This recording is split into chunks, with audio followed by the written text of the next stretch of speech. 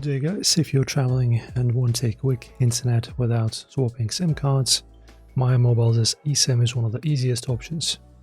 In this tutorial, I'll show you step by step how to set it up and start using it. So firstly, make sure that your phone supports the eSIM. So most new iPhones or Android phones and flagships do. If you're unsure, you can check your phone settings under cellular or mobile networks to see if eSIM option is there. Also, step 2, you can buy a plan.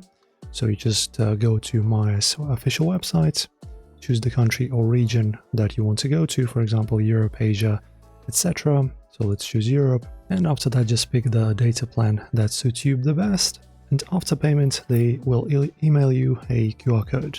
And after that, in terms of the installation, on your phone, you go to Settings, Mobile Data, add eSIM, scan the QR code Maya sent you. The new eSIM profile will instantly install, and you'll see it appear alongside your primary SIM. And once installed, turn on the Maya Mobile eSIM in your settings and set it as your data line. Within a few seconds, you should see network bars and have access to mobile data. And that's pretty much it. Now you're connected, use it for browsing, maps, social media, or video calls.